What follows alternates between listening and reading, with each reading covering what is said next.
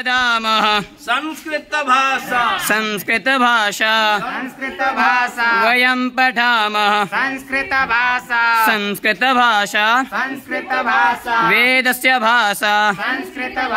पुराणस्य भाषा अहं वदामि भवन्तः वदन्तु संस्कृत भाषा देवस्य भाषा संस्कृत भाषा अहं पठामि वयं पठामः वयं वदामः वयं गायामः वयं लिखामः वयं गायामः